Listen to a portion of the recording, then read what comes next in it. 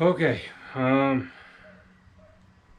get some tools here and start tearing that thing, those fenders apart. Man, I really don't know how this is gonna come apart. I don't know. Guess there's one way to find out. I'm thinking core support first. Maybe? Core support first. Core support first. Where did my gun go? Oh, it's over here. Core support.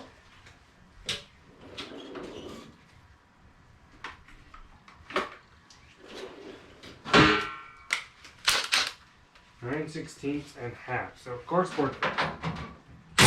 Oops, wrong way. Alright, so obviously these two bolts come off. My friend George gave me this core support also.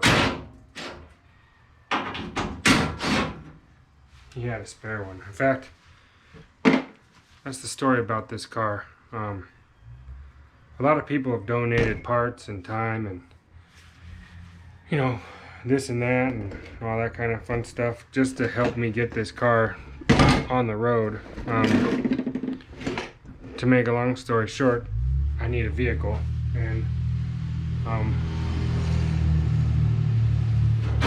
one was given to me by a family friend to use, and it wasn't that it wasn't a good car, it wasn't very practical. It was very small, and I'm not that small, and so it was hard for me to get in and out of, and you know, and where I work and what I do, that's, you know, I kind of need something a little bit more bigger that can carry some stuff, and this car was small and compact, and man, I'd have a hard time carrying golf clubs in it, I think, which I don't golf, but anyway. So to make that story short, I sold that car and was able to purchase this one as a, well, you saw it in pictures how bad it looked. That was no exaggeration. I don't know those 7/16 bashers. I thought they were all 1/2 inch.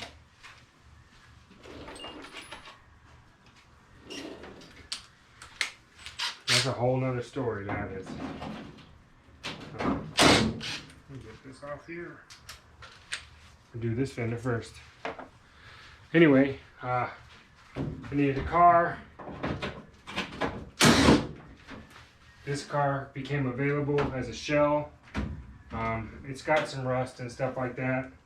They're not super available around here, these cars.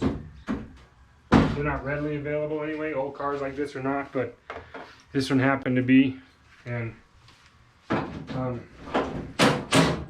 actually was following it for a long time, you know, dreaming for years like car guys will. We'll dream about owning a car and all that kind of stuff. And you guys that know me, you know, wanted these for a long time, and you know, I worked hard to kind of get it. But if this one hadn't have fallen in my lap, I don't think that ever would have happened. So I'm gonna take you while I'm doing this.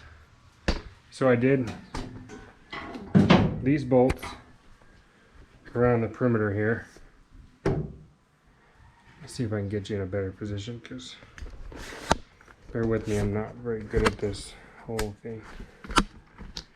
Okay, so these perimeter bolts, here and here, and then here and here, same thing.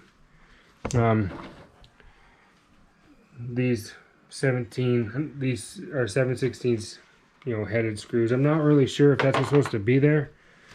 I bought a complete fastener kit for this car, but a lot of stuff had been done to it, so I don't know what actually goes where and what on this car. So bear with me as I do this.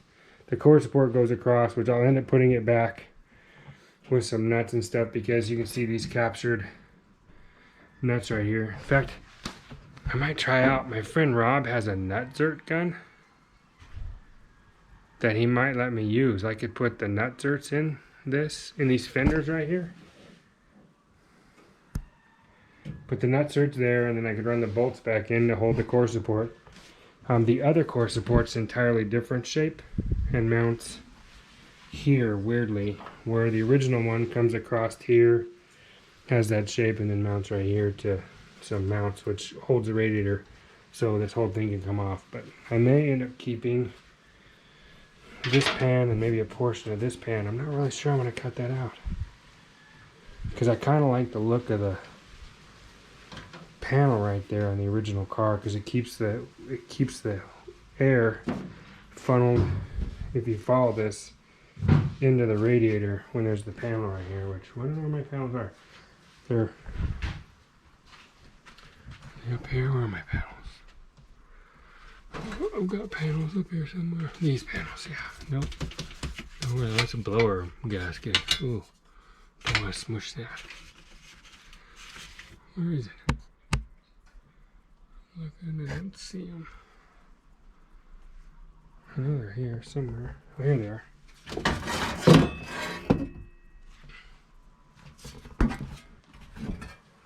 Right here. So this goes here to block the air around and funnels it into this general area where the radiator goes. Alright, battery's gonna die. I'll be right back.